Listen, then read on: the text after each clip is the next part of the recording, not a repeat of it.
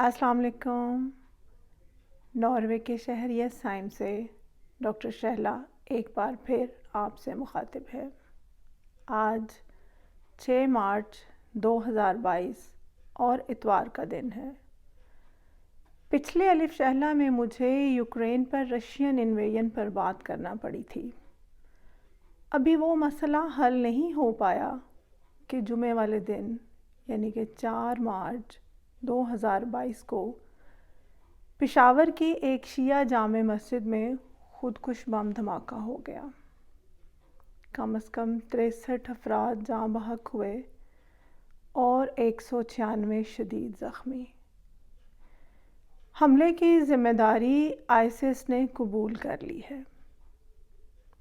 ایسا ہی ایک حملہ کوئٹہ میں جولائی 2018 میں ISIS نے کیا تھا، جس میں 149 لوگوں کی جان گئی۔ ایک معصوم انسان کا قتل پوری انسانیت کا قتل ہے، اور یہاں تو بات ہزاروں معصوموں کے خون ناحق کی ہے۔ کس کے ہاتھوں پہ لہو تلاش کریں؟ الف شہلا میں نے اپنے حالات زندگی کی بات چیت کرنا ہوتی ہے، لیکن پچھلے 2 ہفتوں سے جنگ و جدل اور خون خرابے نے مجھے بہت افسردہ کر دیا ہے۔ دماغ پریشان، دل پژمردہ اور آنکھیں نم ہیں۔ لکھتے ہوئے قلم جذبات اور احساسات کا ساتھ نہیں دے رہا، اور بولتے ہوئے زبان لڑکھڑا رہی ہے۔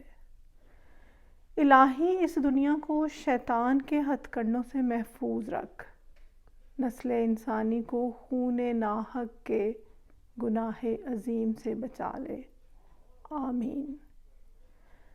مجھے یاد ہے میرے ایک کزن جنگ کی ایک جامع مسجد میں بم دھماکے میں زخمی ہو گئے تھے۔ جان تو بچ گئی، لیکن ایک ٹانگ میں پلیٹیں ڈلی تھیں اور لنگڑاہٹ آ گئی تھی۔ بعد میں ان کی وفات بھی ہو گئی، عین جوانی کی عمر میں۔ اللہ تعالیٰ ان کو غریق رحمت کرے۔ بیوہ اور یتیم بچوں کا دکھ میں نے اپنی آنکھوں سے دیکھا۔ بم دھماکوں میں شہید یا زخمی ہونے والے افراد خبروں میں تو ایک نمبر ہوتے ہیں، لیکن ہر فرد سے وابستہ کئی انسانی جانیں ہوتی ہیں، کئی کہانیاں، محرومیوں کی ہزاروں داستانیں، ماؤں کے آنسو، بیواؤں کی مشکلات، یتیموں کی حسرتیں۔ کیا کچھ نہیں ہوتا صرف ایک بم دھماکے کے نتیجے میں۔ اللہ ایسے تمام حیوانوں کو جہنم واصل کرے جو اصلاح کے نام پر زمین میں فساد پھیلاتے ہیں، آمین۔ اسلام کے نام پر ہونے والی اس دہشت گردی کی جتنی مذمت کی جائے کم ہے۔ یہ لوگ مسلمان تو کیا انسان کہلائے جانے کے قابل بھی نہیں ہیں۔ حضرت انسان کی پیدائش سے پہلے تمام فرشتوں نے اللہ سے یہی کہا تھا کہ انسان زمین پر خون خرابے اور فساد کا مرتکب ہوگا، لیکن اللہ تعالیٰ نے فرمایا کہ جو میں جانتا ہوں وہ تم نہیں جانتے۔ واقعی جو اللہ جانتا ہے وہ کوئی بھی نہیں جانتا۔ پھر حضرت آدم علیہ السلام کے بیٹے قابیل نے اپنے بھائی حابیل کا خون ناحق کیا۔ انسانیت 2 حصوں میں بٹ گئی، ایک ظلم کرنے والے اور دوسرے ظلم کا شکار ہونے والے۔ ظالموں کے لیے کوئی راہ فرار نہیں ہے۔ جب اللہ کی پکڑ ہوتی ہے تو ان کے جاہ و جلال لمحوں میں خاک آلود ہو جاتے ہیں۔ ظلم سہنے اور صبر کرنے والوں کے لیے اجر عظیم کا وعدہ ہے۔ شر اور خیر دونوں ہی انسان کی سرشت میں رکھ دیے گئے ہیں۔ یہی تو فرق ہے فرشتہ ہونے میں اور انسان ہونے میں۔ جیسے چیروکی انڈین امریکن کہاوت ہے کہ آپ کے اندر 2 بھیڑیے ہیں، ایک سفید اور ایک سیاہ۔ سفید سے سارے اعمال خیر وابستہ ہیں اور سیاہ کے ساتھ اعمال شر۔ آپ اگر سفید بھیڑیے کو زیادہ خوراک دیں گے تو وہ سیاہ کو شکست فاش دے دے گا، اور اگر سیاہ بھیڑیے کی زیادہ آبیاری کریں گے تو وہ سفید کو کھا جائے گا۔ فیصلہ آپ کے ہاتھ میں ہے کہ آپ کس وقت کس کو کتنی خوراک مہیا کرتے ہیں۔ مثلاً سچائی، رحم دلی، خلوص، امن، پیار، قربانی، صبر، حیا، برداشت، محبت، رواداری سفید بھیڑیے کی خوراک ہے، جبکہ غصہ، ظلم، جھوٹ، فریب، منافقت، بددیانتی، قتل و غارت سیاہ بھیڑیے کی خوراک ہے۔ فیصلہ ہر وقت انسان کے اپنے ہاتھ میں ہوتا ہے کہ وہ کسی لمحے کس راہ کا انتخاب کرتا ہے۔ ہر انسان اپنے اعمال پر خود شاہد ہے اور ذمہ دار ہے۔ اللہ تعالیٰ سے اعمال صالحہ کی توفیق کی دعا ہر وقت کرتے رہنا چاہیے۔ اللہ تعالیٰ ہمیں ان لوگوں میں شامل کرے جنہوں نے دنیا کے امن، سکون اور بہتری میں اپنا کردار ادا کیا ہے، اور ان لوگوں سے محفوظ رکھے جنہوں نے اس دنیا کو فساد کی جگہ بنا دیا ہے۔ آمین۔ بچپن کے واقعات میں سے آج میں نے جس واقعہ کو ولاگ میں شامل کیا ہے، اس کا تعلق حسن سلوک، قربانی اور رواداری سے ہے۔ یہ تمام خصوصیات میری ماں میں کوٹ کوٹ کر بھری ہوئی تھی۔ پچھلے ولاگز میں نے یہ تو آپ کو بتا ہی دیا ہے کہ ہمارے گھر میں 2 کمرے اور 2 بیٹھکیں تھیں۔ 4 افراد کے لیے وہ گھر کافی تھا۔ میرا خیال ہے کہ یہ 1985 کی بات ہے، جب میرے ابا جان کے ماموں، جو رشتے میں میری دادی ماں کے کزن تھے، اپنے بچوں کے ساتھ شہر میں منتقل ہونا چاہتے تھے۔ گاؤں میں ان کی زمین برائے نام تھی۔ بیوی سے کچھ ان بن ہو گئی۔ 5 بیٹے اور 1 بیٹی تھی۔ 3 بیٹے احسان، امان، رمضان عمر میں مجھ سے بڑے، بیٹی غزالہ تقریباً میری ہم عمر، جبکہ 2 بیٹے عبید اللہ اور سیف اللہ مجھ سے چھوٹے تھے۔ میری ماں نے نہ صرف ان کو اپنی دونوں بیٹھکیں دیں بلکہ چھوٹا موٹا کام کرنے کے لیے کچھ قرض بھی دیا۔ میں ان کو بابا اسلم کے نام سے یاد کرتی ہوں۔ 2019 میں ان کا انتقال ہو گیا تھا۔ اللہ تعالیٰ انہیں غریق رحمت کرے، آمین۔ خیر 1985 میں بابا اسلم اپنے بچوں کے ساتھ گاؤں سے شہر آ گئے، اور میری ماں نے ان مہاجرین کی ہر طرح سے مدد کی۔ ان کی بیٹی غزالہ تھی تو میری ہم عمر ہی، لیکن گھر کے کام کاج کی ماہر تھی۔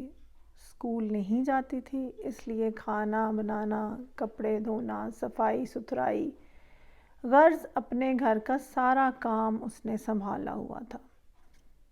ایک بیٹھک میں بابا اسلم نے اپنے دوسرے نمبر کے بیٹے کو کریانے کی دکان بنا دی تھی، جو تقریباً کوئی 6 مہینے سال چلائی اس نے۔ بعد ازاں باقی سارے بڑے لڑکوں نے چھوٹے موٹے کام شروع کر دیے، جیسے سردیوں میں ابلے ہوئے انڈے بیچنا، گنے کی گنڈیریوں کی ریڑھی، جوس اور فروٹ کی ریڑھی، رکشہ ڈرائیونگ وغیرہ وغیرہ۔ بڑے 3 بیٹے اس طرح کے چھوٹے موٹے کاموں سے کمانے لگ گئے۔ چھوٹے بیٹے عبید اور سیف اسکول جاتے تھے، اور غزالہ اپنے والد اور بھائیوں کے لیے کھانا بناتی، کپڑے دھوتی اور باقی سارے کام کاج نپٹاتی تھی۔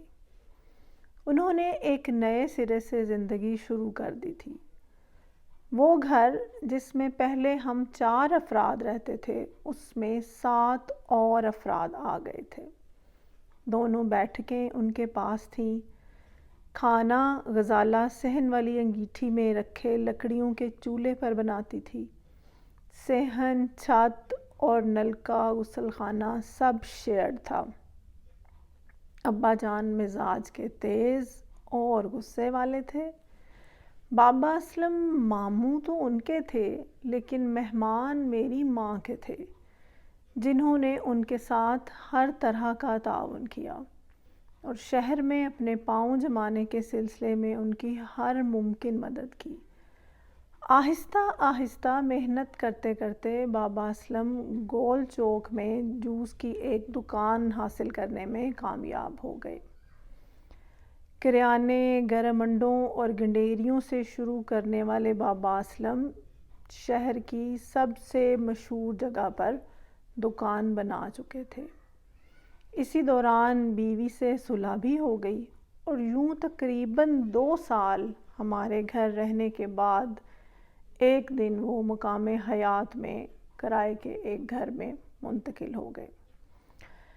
بابا اسلم کو شہر میں پاؤں جمانے کے لیے کافی محنت کرنا پڑی، لیکن اس میں میری ماں کے اس احسان، رواداری اور قربانی کا بھی بڑا دخل تھا۔ بابا اسلم تا دم مرگ میری ماں کے اس احسان کے لیے ان کے شکر گزار رہے۔ ہم لوگوں نے بھی ان مہمانوں کے اپنے گھر میں قیام کے دوران بہت کچھ سیکھا۔ غزالہ کی عقل مندانہ باتیں، رمضان کی اس کے ساتھ چھیڑ خانیاں، عبید اور سیف کی شرارتیں اور بابا اسلم کی حکمت سے بھرپور باتیں۔ کافی کچھ ہے جو آنے والے ولاگز میں ڈسکس کروں گی انشاءاللہ۔ حسن سلوک اور رواداری کا وہ عملی سبق جو میری ماں نے ان 2 سالوں میں ہمیں سکھایا وہ عمر بھر کام آیا۔ کسی کو اتنے لمبے عرصے کے لیے اپنے گھر میں رکھنا اور ان کے ساتھ اپنی سپیس کو شیئر کرنا، یہ وہ باتیں ہیں جو کرنے میں آسان نہیں ہیں۔ جیسے پاکستان نے افغان مہاجرین کو ہر طرح کی مدد فراہم کی، ایسے ہی ہم نے بھی اپنے ان مہمانوں کو اپنا آدھا گھر دے دیا تھا، بلکہ غزالہ تو پورے گھر میں ہی گھومتی پھرتی تھی۔ اس کے ساتھ گپ شپ میری چلتی رہتی، لیکن میں اسکول جاتی تھی اور وہ گھر میں کام کاج کرتی تھی۔ اتنی چھوٹی سی عمر میں وہ اپنے پورے خاندان کو سنبھالے ہوئے تھی۔ والدین کی لڑائی کے نتیجے میں بچے وقت سے پہلے بڑے اور سیانے ہو جاتے ہیں، وہ بھی کچھ ایسی ہی تھی۔ اگر فساد کے نتیجے میں لڑائی جھگڑا اور خون خرابہ ہوتا ہے تو وہیں پر دوسرے انسانوں کو اس کا شکار ہونے والوں کے ساتھ حسن سلوک، رواداری، ایثار اور قربانی کا موقع بھی ملتا ہے۔ ہر وقت چوائس آپ کے ہاتھ میں ہے۔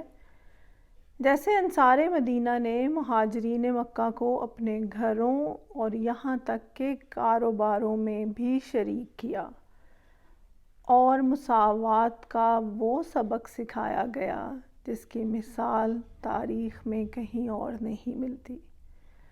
اگر کفار مکہ نے ظلم کیا تو انصار مدینہ نے اِثار کیا۔ واقعہ ایک ہی تھا، یعنی کہ ہجرت۔ کردار الگ الگ تھے۔ کفار مکہ نے اپنے سیاہ بھیڑیے کو خوراک دے کر اپنا نام ظالموں میں لکھوایا اور انصار مدینہ نے سفید بھیڑیے کو خوراک دے کر ایثار اور قربانی کی مثال رقم کی۔ انسانیت شاید ہمیشہ سے ہی 2 حصوں میں بٹی ہے۔ قابیل کی بدقسمتی کہ اس کی قربانی قبول نہیں ہوئی اور حابیل کی خوش قسمتی کہ اس کی قربانی قبول ہو گئی۔ ایک بھائی قتل کر کے ظالم ٹھہرا اور دوسرا قتل ہو کے بھی خوش نصیب کہلایا۔ آج کے ولاگ کو یہیں پر ختم کرنا چاہوں گی۔ اپنا اور اپنے چاہنے والوں کا ڈھیر سارا خیال رکھیے گا۔ مجھے اپنی دعاؤں میں یاد رکھیے گا۔ اللہ تعالی ہمیں خیر بانٹنے والوں میں شامل کرے اور ہر طرح کے شر سے محفوظ رکھے، آمین۔ اجازت چاہتی ہوں، آپ کی اپنی ڈاکٹر شہلا۔ اللہ حافظ۔